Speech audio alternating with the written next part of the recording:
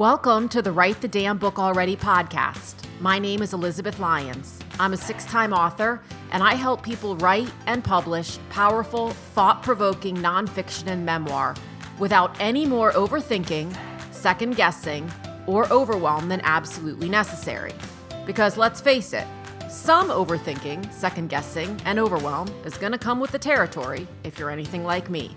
I believe that story and shared perspective is one of the most potent ways we connect with one another, and that your story, perspective, and insights are destined to become someone else's favorite resource. For more book writing, publishing, and how the heck do I move through this glitch tips and solutions, and plenty of free and low-cost resources, visit publishaprofitablebook.com.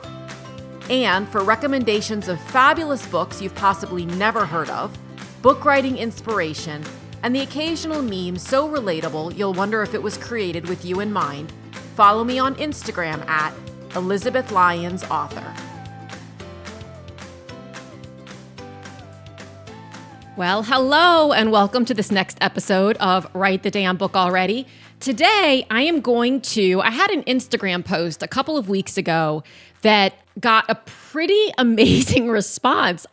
This is the I don't know if it's the joy or the curse of social media. It's like you post something that you think, okay, this is gonna resonate, and crickets. And then you post something else one day that you're passionate about it, but you just kind of post it fleeting, and it I don't know, people really respond. And this was one of those posts. Now, typically that happens when I post pictures of my dog trying to escape from the cat or something of the like. But in this case, it was actually related to book writing and publishing, which made me very, very excited. So I thought I would expand upon each of the items in this list. I basically did a post and I was talking about the 9 things, as a 6-time author, the 9 things I wish I had known sooner.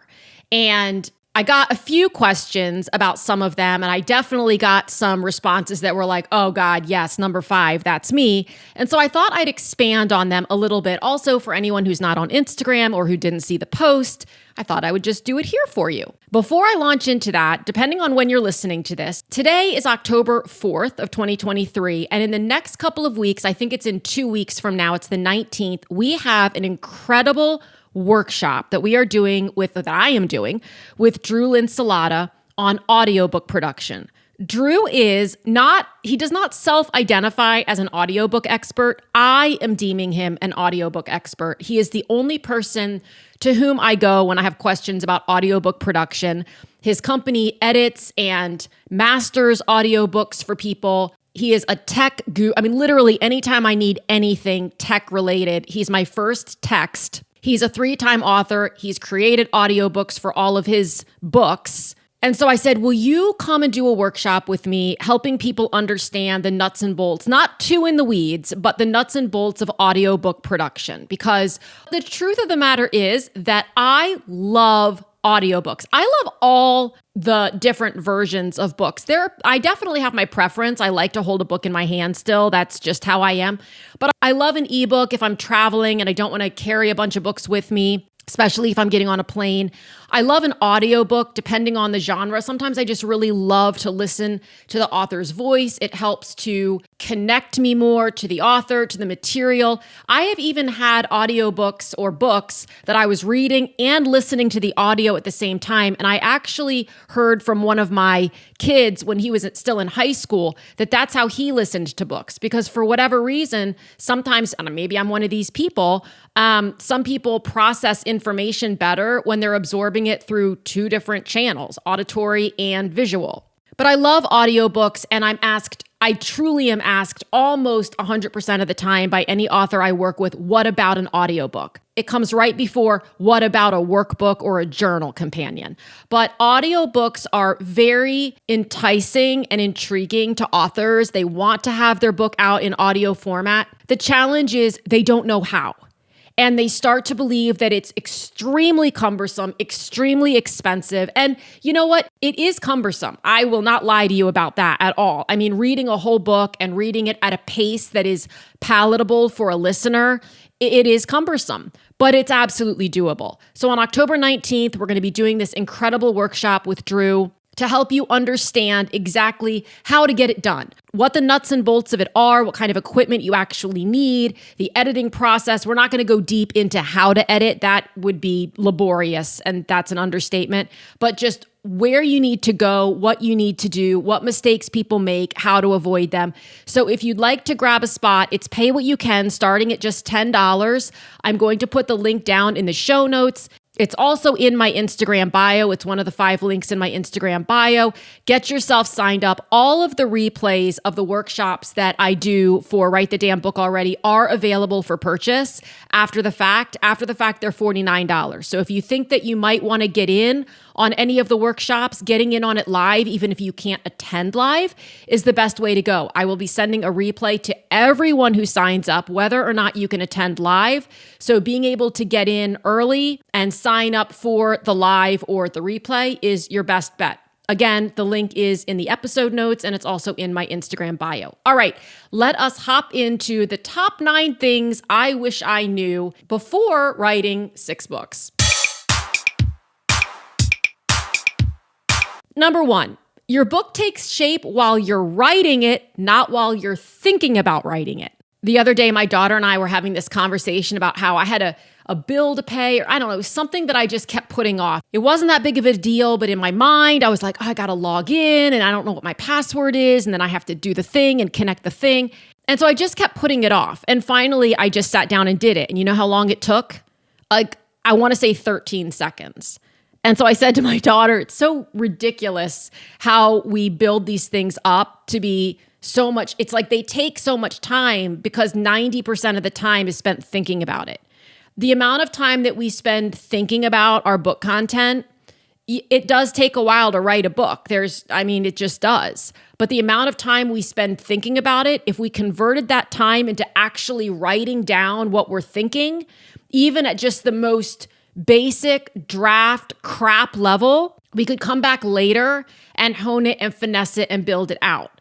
But we spend all this time thinking about writing it, thinking about what we want to say, thinking about whether or not we should say it, thinking about whether or not this is the right time, who's going to read it, how am I going to publish it, how will I have it edited, how will I pay for an editor, how much is this going to cost, is my partner going to be okay with this, how do I not look stupid, like all of the things, instead of just sitting down and doing it. And we also tend to do this thing where we think, well, I don't really know yet exactly what I want to say about all these different things. And so we're thinking that we'll keep thinking about what we want to say. The reality is that the book and the thoughts take shape while we're writing it.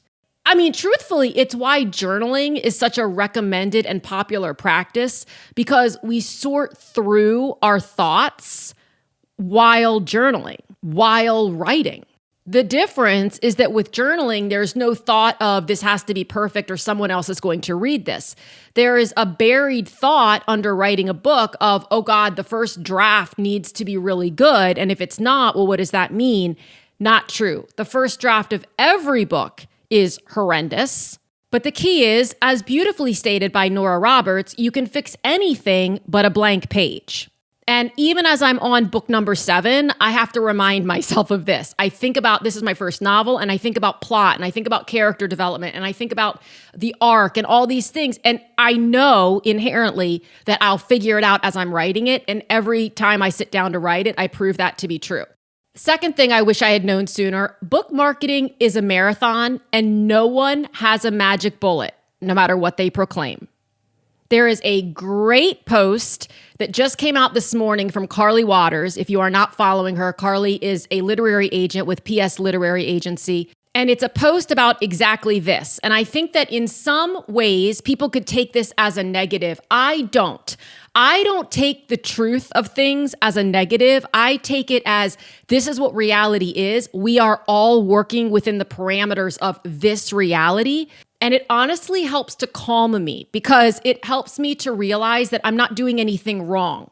I'll link the post in the show notes so that you can get to it quickly. But essentially, it's a post about why it's so hard, with quotes around the word hard, to get published right now. And what Carly is suggesting is that it's not harder than ever to get published. It's harder than ever to get noticed. once you are published to get the book into people's hands. And she goes through a bunch of really informative slides that are data backed on why it's getting harder and harder. And they all make perfect sense. It doesn't mean, however, and this is why I love Carly, it doesn't mean stop doing it because it's no longer easy, as though it was ever easy. It just means this is the reality we're currently in. And so people are having to get a little bit more creative. So let's get creative and curious together about how we can work to get our books into the hands of people who don't even know that they want them, or do know that they want them, but just don't know that we've written them. One of the best aspects of publishing, no matter how you're published anymore, but certainly if you're hybrid or self-published, in my experience and my opinion, obviously, is that you can be marketing in perpetuity. My first book, which was originally published in 2004, it's now titled Holy Shit, I'm Having Twins. It was originally titled Ready or Not, Here We Come. It's in its third edition, essentially, which came out, I think, 6 years ago. It is still my best-selling book.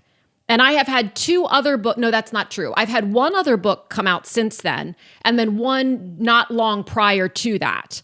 It's still my best-selling book. And I have some reasons why I think that's true. It's a very niched market. It's a market that of people who want information immediately because it's about getting through the first year with twins with your sanity intact. But I'm still finding creative ways to get that book out there. And it's been almost 20 years. I am doing an interview tomorrow. We're recording an interview tomorrow for the podcast with Alex Strauss, whose book, The Joy of Funerals, originally came out 20 years ago with St. Martin's Press, and she is resurrecting it now for re-release. In fact, I think it's today. It's either today or tomorrow. She knows this book can have another resurgence, and so she wants to get curious and creative about how to go out and do that differently today than she did 20 years ago. But it's the same book. So it's a marathon. Find your group of people with whom you have fun getting together and strategizing, and it can be getting together over Zoom. It can be getting together in real life. You can get on the phone. You can do Instagram, like whatever, however you want to connect with people to say, hey, what are you guys doing? Or what's up, like all strategize together and come up with new and fun ideas that feel good and fun to you. And if you're looking for a group like that, I invite you to check out the Book Writers Collective because we meet every 2 weeks. And we talk about all manner of things, from writing to publishing to marketing. The group is growing and the creativity in there is quite fun and quite inspiring. People are finding other people to partner up with, to do promotions and giveaways and just all kinds of stuff. So that's my program that is month to month. It's $47 a month. I will link to that in the show notes too. But whether it's that or something else, find people with whom you enjoy kind of getting curious and having fun about what's out there and what you could do differently and what other authors are doing. Pay attention to what other authors are doing and what sounds fun. Point number 3, bestseller. This is one of my favorite ones. Bestseller status doesn't mean much unless it's the New York Times or a similar list, and sometimes not even then.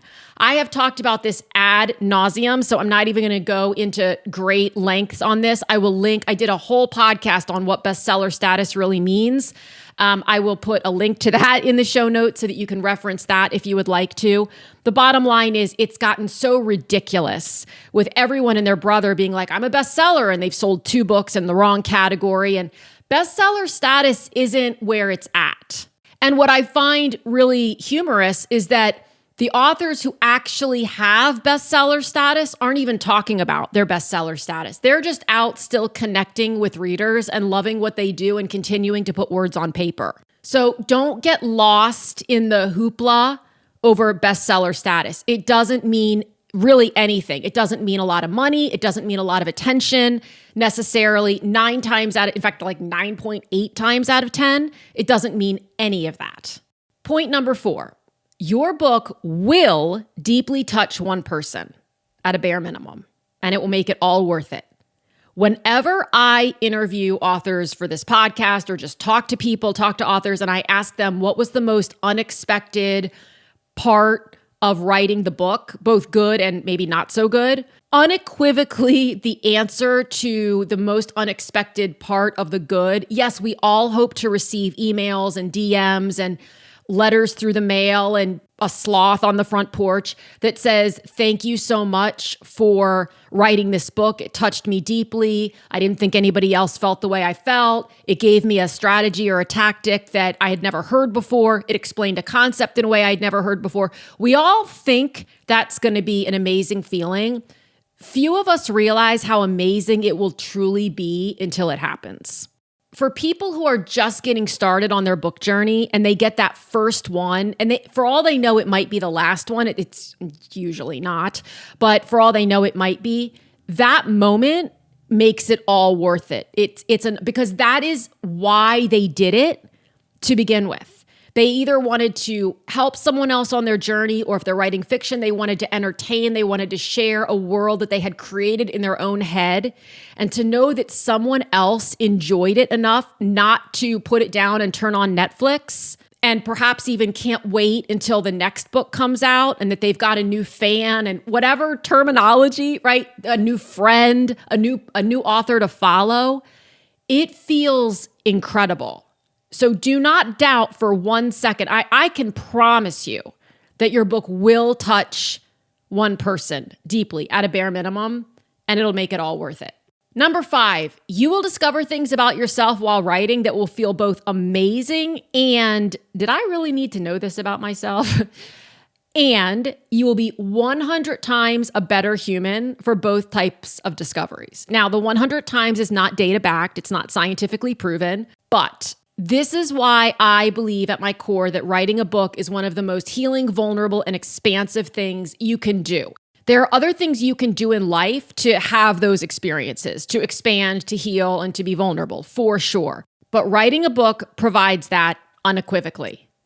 You will discover things that you didn't realize you were bothered by. You will discover viewpoints you didn't realize you had. You will discover insights you didn't realize that you had. You will discover feelings that maybe you want to explore further. Some of those may feel amazing, some of them may not. And you get to decide at every turn, do I want to explore this further or do I not? And that's why I say that sometimes the things that you discover will feel amazing. And sometimes you'll feel like, oh God, I really thought I was past that. And sometimes even if you're writing fiction, you'll think, God, I really thought this would be easier. Or why can't I figure out what this protagonist's main issue is? And then you'll turn that back on yourself and go, am I not as good of a writer? Am I not as creative as I thought? Should I give Colleen Hoover more credit? Like what? This is just what happens. But it's a great way to grow. And I remember in my interview with Lauren Eckhart, I'll link that one below too, who is also, and she's an author, she's a book coach, she's a publisher. Her belief is that people can and maybe even should write a book, even if they have no intention of publishing it. And I don't disagree. I mean, it's a journal, right? So that just comes down to, should everybody be journaling? And you know how I feel about the word should. I'm not a fan, but nevertheless. Point number 6, every first draft sucks. Most second drafts are only slightly better. Every amazing book gets their one rewrite at a time. I talk all the time about this with my clients, with my friends, with my fellow writers. I wish, and I said this when I did my event at Zibby's bookshop in Santa Monica months ago. I think it was back in April. I wish that we could see, if someone could create this platform, it would be amazing. If we could see the first draft of a chapter of all of the books that we love, I think that would provide so much reassurance to authors like, oh God, that is bad. Or that is just a skeleton.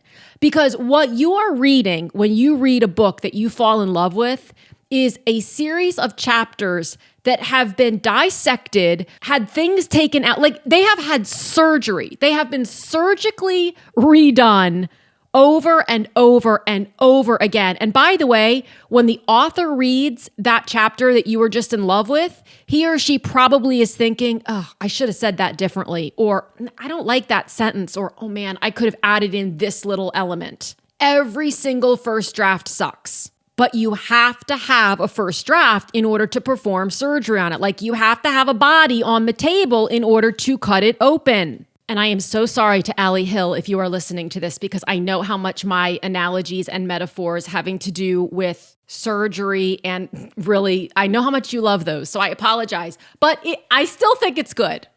Point 7, please hear this one. Many, if not most, authors have another source of income. It is not easy at all to make a full-time living as an author. Even if you are traditionally published and you are receiving a high 5-figure or even a 6-figure advance, which is not easy, but even if that is paid out usually over 2 to 3 years, you are giving 15% to your agent, and oftentimes the expectation, stated or not, or your choice is to use a good chunk of that to hire an outside publicist, because that is what is necessary these days, sometimes to hire extra editing, sometimes to hire a book coach. It is not money with which all of a sudden you go off and buy your dream house on Cape Cod and start living like Richard and Emily Gilmore. I do not make a full-time living off sales of my books, and I've written 6 of them. I make a full-time living off sales of my books plus coaching and publishing and editing. And that took time too. In my personal circle of authors, author friends, I don't have an author friend who makes a full-time living simply off sales of their book. Now, do we aspire to that? We do. And there is nothing wrong with aspiring to that. The key is knowing it takes time.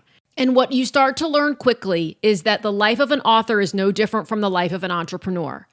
You will have good months and you will have not so good months. And so when you have good months, the key is not to go out on social media and say, I just had a $10,000 month and I can teach you to as well. The key is to know that you might have, just assign a dollar amount to it, that number month. And then you might not sell very many more books for another 2 or 3 months for whatever reason. Maybe you had a big event. Maybe there was a big marketing or publicity push. Maybe there was a big giveaway and somebody with a huge following mentioned it and you sold a lot of books.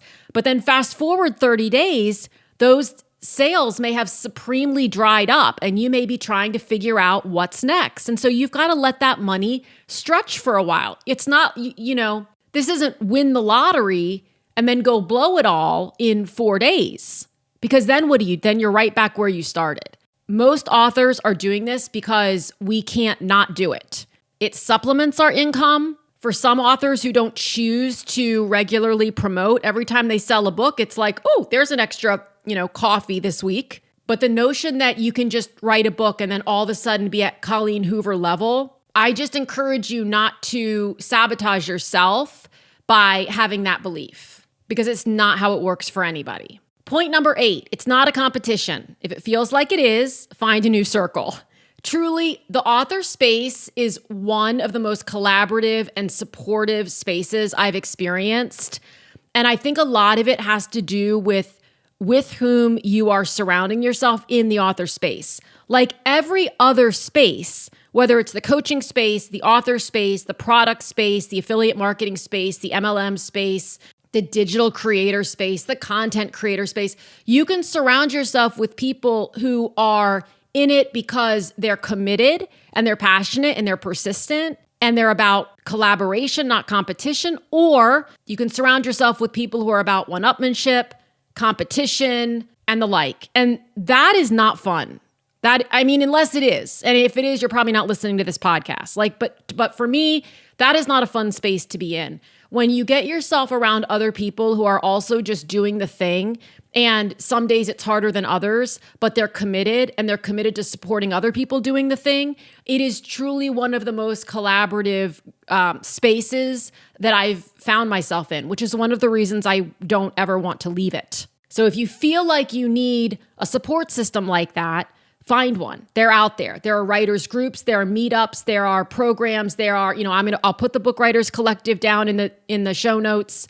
There are lots of writing groups. There are Facebook groups with writers. The opportunity to find your group is there for sure. So go find it. Number 9, opinions are rampant and never ending. Some people wake up just to say mean shit. So trust your editor and your beta readers, But most of all, trust yourself. You're going to get a bad review. It's inevitable. It may not be on day one, it might be. It's going to happen. The more people your book reaches outside your inner circle of folks who would, of course, never say anything unkind, the more opportunity there is for someone who doesn't know you to feel a little too comfortable taking out their frustration on something else on your book. Or maybe they just don't like your book. And for whatever reason, they feel the need to let everyone else in the world know that they don't like your book. But this is true also when you're writing and you're sharing it with different people and different people. This is why having too many cooks in the kitchen when you're writing a book can be a bad thing, because everybody has an opinion and nobody's opinions are necessarily wrong. They're just their opinions. So when all is said and done, even in working with my editing clients, I give lots of suggestions. And I hope actually that my clients don't take 100% of my suggestions, because it shows me that they're independently thinking about those suggestions and they're making a conscious decision about whether or not they want to take that suggestion. If they were to just blindly say, okay, whatever Elizabeth says, I'm going to do, they would be outsourcing their own, I don't like this term, but power. Like they would be outsourcing their own authority to someone else. And in the end, it's still got to be your book. Now, we're not going to argue over whether or not an apostrophe goes in the word don't, but those are the easy edits. The rest of it is a little bit art and a little bit science. And I want my authors to be thinking independently. I want them to be letting all those suggestions kind of turn over in their brains and them to really think about, gosh, how do I want to structure this? How do I want to say this? Do I want to put this out there? And then make an intentional decision based upon that. All right, so that was 9. And the 10th one that someone had commented that I'm going to add in here, although it wasn't one of mine, was find the best editor that you can. And the reason it wasn't one of mine is because I know that. I am an editor. I've always been edited. My belief is not editing is not an option. For authors who try to scrimp, and it doesn't mean that you have to go into the poorhouse, and please don't go into the poorhouse to hire an editor.